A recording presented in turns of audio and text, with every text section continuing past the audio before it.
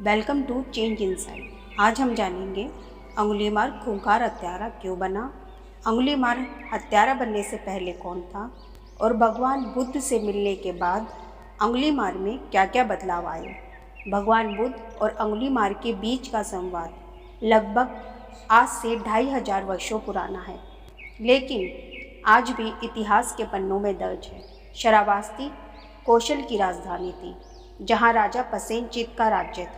आज कौशल उत्तर प्रदेश में है। भगवान बुद्ध उन दिनों श्रावस्ती के जेतवन विहार में थे। उन दिनों श्रावस्ती में अंगुलीमाल नामक डाकू का खौफ चारों ओर फैला हुआ था और उस समय भगवान बुद्ध 56 वर्ष के हो चले थे। भगवान बुद्ध भिक्षा मांगने के लिए चले ही थे कि चारों तरफ सन्नाटा देखा तो इसका कारण जानना चाहा। वहीं के रहने वाले एक व्यक्ति ने उन्हें बताया, ये सन्नाटा अंगुलीमाल के खौफ के कारण पसरा हुआ है।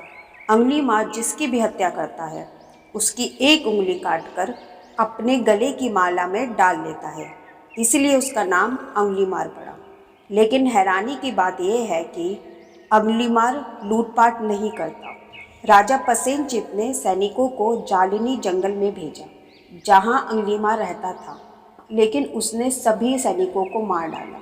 कुछ और लोग भी उसे रोकने के लिए जंगल में गए, लेकिन कभी वापस नहीं आए।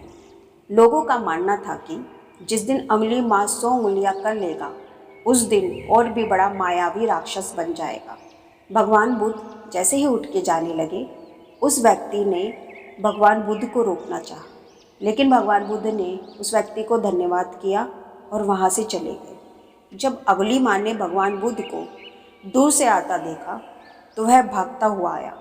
जब वह पास आ गया तो उसने भगवान बुद्ध से कहा, सन्यासी रुक जाओ। बुद्ध शांत भाव से चलते रहे। जब वह एकदम पास आ गया तो क्रोध में बोला, मैंने तुम्हें रुकने के लिए कहा था, तुम रुके क्यों नहीं। भगवान बुद्ध चलते चलते बोले, मैं स्थिर हूँ अंगुलीमाल, लेकिन तुम ही हो जो स्थिर नहीं होते। भगवान बुद्ध के ये शब्द सुनकर अंगुलीमाल जान गया कि भगवान बुद्ध उसे जानते हैं, क्योंकि भगवान बुद्ध ने उसे नाम से बुलाया था। इसका मतलब वह जानते थे कि अंगुलीमाल कितना खूंखार हत्यारा है। लेकिन भगवान बुद्ध के चेहरे पर शांत और सहज भाव थे। जिस करुणामयी आंखों से बुद्ध अंगुलीमाल को देख रहे थे, उससे पहले किसी ने अंगुलीमाल को ऐसे नहीं देखा था। अंगुलीमाल ने बुद्ध से पूछा, तुमने कहा था कि तुम बहुत पहले ही स्थिर हो चुके हो, लेकिन तुम तो अभी भी चल रहे हो, इससे तुम्हारा क्या अर्थ है। भगवान बुद्ध बोले, मैं लोगों को क्षमा करके स्थिर हूँ अंगुलीमाल। मैंने वो कर्म पहले ही करने बंद कर दिए जिससे लोगों को कष्ट हो। प्राणी मात्र की रक्षा करना मैंने पहले ही सीख लिया। मानव को मानव के प्रति प्रेम और करुणा का भाव रखना चाहिए। अंगुलीमाल बोला, मनुष्य निर्दयी है। जब तक मैं सबको नहीं मार लेता तब तक मैं रुकूंगा नहीं।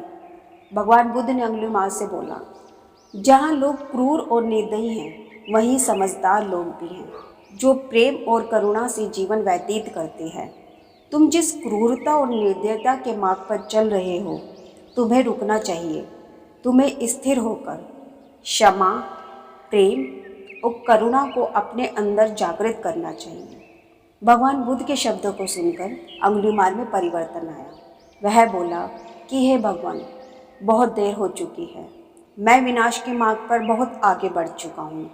भगवान बुद्ध ने कहा, अच्छा काम करने के लिए कभी देरी नहीं होती। यदि तुम चाहो तो मैं तुम्हारी रक्षा करूँगा।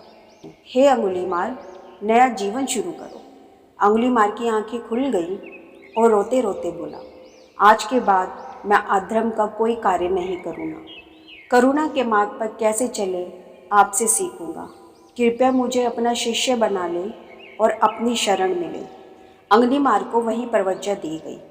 उसने नमन किया, बुद्धम शरणम गच्छामि, धर्मम शरणम गच्छामि, संघम शरणम गच्छामि के 3 रत्नों का उच्चारण किया।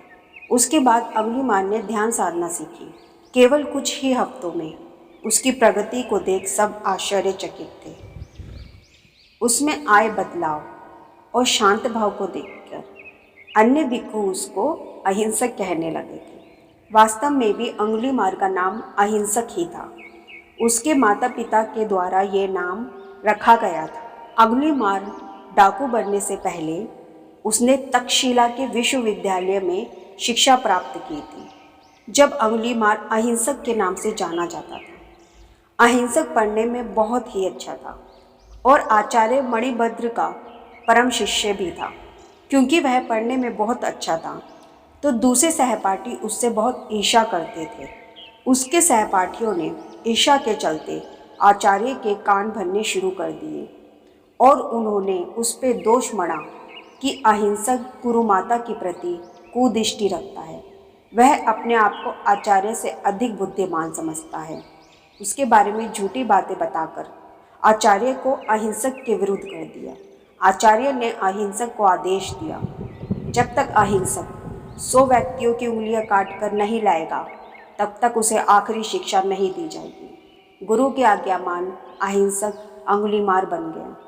अहिंसक उंगलियां काटकर माला इसलिए बना लेता था कि कहीं गायब ना हो जाए।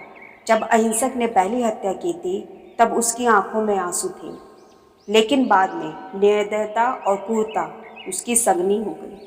कुछ दिनों बाद भगवान बुद्ध भिक्षा लेकर लौट रहे थे तो उन्होंने देखा राजा पसेनजीत सैनिकों की टुकड़ियों के साथ खड़े हैं। कारण पूछने पर राजा पसेनजीत ने बताया कि वह डाकू अंगुलीमाल को ढूंढ रहे हैं। तब भगवान बुद्ध बोले कि अंगुलीमाल उनका शिष्य बन चुका है तथा उसने हिंसा त्याग दी है। ये जानकर राजा ने न केवल अहिंसक को जीवन दान दिया अपितु उसे मुक्त भी कर दिया। भिक्खु अहिंसक के सौम्य भाव को देखकर राजा ने पूछा, आप किस परिवार से हैं और आपके माता पिता का क्या नाम है? अहिंसक ने पिता का नाम गर्ग और माता का नाम मंत्रिणी बताया। राजा ने भगवान बुद्ध को नमन किया और बोले, जो कार्य लोग साहस और शक्ति से नहीं कर पाए, आपने वो अपनी करुणा, प्रेम और कृपालु स्वभाव से कर दिया। एक दिन अहिंसक भिक्षाटन करके लौटा तो उसके सारे वस्त्र खून में सने हुए थे और लोगों ने उसे इतना मारा कि वह चलने में भी सक्षम नहीं था। भगवान बुद्ध के पूछने पर अहिंसक ने बताया, लोगों द्वारा पहचाने जाने पर वह उसे लगातार मारते रहे जब तक उसके शरीर से खून बहने नहीं लगा। अहिंसक द्वारा शांत भाव से पीड़ा सह जाने पर भगवान बुद्ध बोले, हे अहिंसक, तुम्हारी आज की पीड़ा अतीत के सभी घावों को धो डालेगी। प्रेम के साथ पीड़ा को सह जाना तुम्हारे हजारों जन्मों की घृणा को नष्ट कर देगा। भगवान बुद्ध द्वारा अंगुलीमाल में आए परिवर्तन से हमें सीखने को मिलता है कि अच्छे कर्मों को शुरुआत करने का कोई सही समय नहीं होता। जरूरत इस बात की है कि हम अपने अंदर की बुराइयों को पहचानें और अपने अच्छे कर्मों द्वारा उन बुराइयों को ख़त्म करें। आपने मेरी इस वीडियो को शुरू से अंत तक देखा, उसके लिए धन्यवाद। Please do like, share and subscribe.